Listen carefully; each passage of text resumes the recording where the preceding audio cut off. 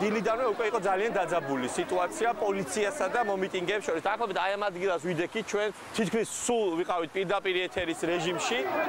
მომიტინგეები ცდილობდნენ გზის გადაკეთებას და მათ ამის საშუალებას არ აძლევდნენ. შემდეგ უკვე საპატრულო პოლიციასაც დასჭირდა ხელკეტების გამოყენება. თამარ რა ხდება ამ წუთებში? მახსოვს ხმა ჩემი რეჟისორის, რომელიც მეუბნებოდა რომ დაიწყო.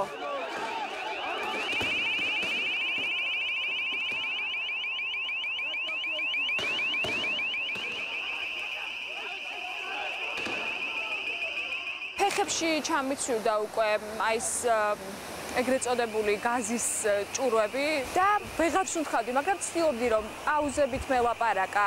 ხუთავის გაზის ზემოქმედება ჩვენს ვიგრძენით, ჩვენ საკუთარ თავზე, თუმცა ჩვენ შედარებით სხვა ჟურნალისტებისგან განსხვავებით თავს ვცნობთ შედარებით ნორმალურად. ჩვენი კორესპონდენტი რატი მუჯირი ძალიან რთული იყო სიტუაციაში გარკვევა, იმიტომ ერთის მხრივ აქედან სამართალ დამცველები, მეორეს მხრივ დემონსტრანტები, მაშინ აქ რეაბილიტაცია მიდიოდა რუსთაველის და იყო პატარა ეს თქვები და უკვე ის თქვებსაც ისროდნენ.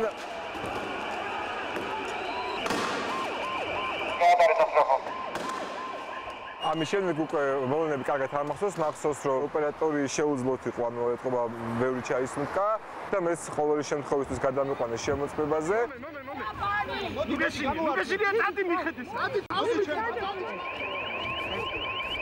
კამერა,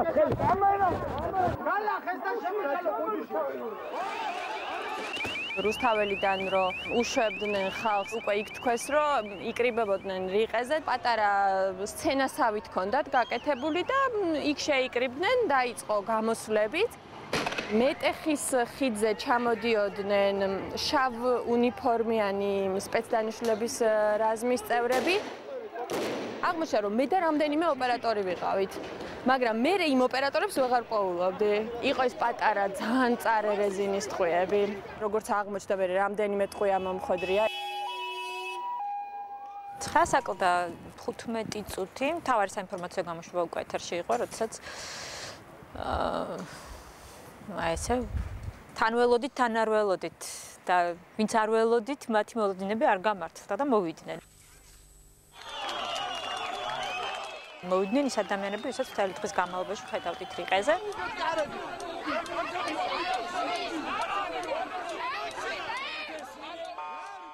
შემოიჭრნენ, გითხრეს რომ დაგვეტოვებინათ ტელევიზიის შენობა, ბიჭები ეყარენ იატაკზე, არ მისცეს მათ დატრევის საშუალება. როცა ჩანაწერში უსმენ, ასე მგონია რომ ჩემი ხმა არ არის.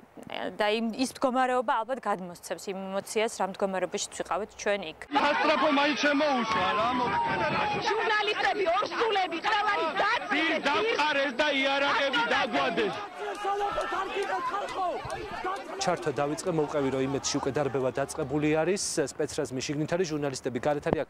უცნობი იყო იმ დროისათვის ძალიან ბევრი ჟურნალისტის ბედი, იმიტომ რომ ნაწილი ფოიეში იატაკზე ყავდა დაწვენილი და მაშინ თქვა ეს ფრაზა, რომელიც შემდეგ მას გავრცელდა. თუ რა ხდება ტელეკომპანია იმეჯი და რასაც ხადებენ ჩვენი კოლეგები, ჩვენი პირდაპირი მოვალეობა, რომ მათი პოზიცია თავიდან ბოლომდე პირდაპირ ეთერის რეჟიმში შემოგთავაზოთ. მაშინ მახსოვს, რომ აი ეს მომხდა პირველი ხელკეტი.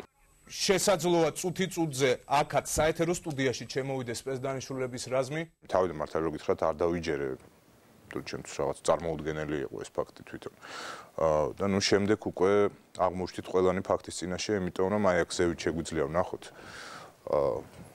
არის შუშები. ვერ ხვდებოდნენ, როგორ უნდა შემოსულიყვნენ სტუდიაში და იქიდან გვიყურებდნენ მე და სოფო მოსიძეს და არ ყვევდნენ, უნდათ გაეგოთ, როგორ უნდა ჩამოსულიყვნენ. ჩვენ ყოველ წამს ველოდებით, რომ სტუდიაში ჩვენთან შემოვა სპეცდანიშნულების რაზმი, ჩვენ მუშაობის საგანგებო რეჟიმზე გადავდივართ. ტელეკომპანია იმედის თითოეული ჟურნალისტი ითხოვს უსაფრთხოების განსაკუთრებულ ზომებს.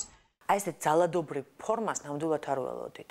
იმიტომ რომ ვიფიქრეთ, რომ შეიძლება რაღაც გარე პერიმეტრი დაიკავონ ან რაღაცა, მაგრამ აი ეს იარაღით შემოსვლა, ხო? ტელევიზიის დარბევა, ამას ნამდვილად არ ველოდით, რომ ესეთი ძიმე ვითარება იქნებოდა. ეს არ იყო მხოლოდ ჟურნალისტის რეაქცია, ეს იყო გარკვეულწილად ამ ტელევიზიის ბედზე გარკვეული წილი პასუხისმგებლობის მქონე ადამიანის რეაქცია, რომ მთელი მსოფლიოსთვის და საზოგადოებისთვის ერთი რო გვეთქვა, თუ ვერ ვაჩვენებდით.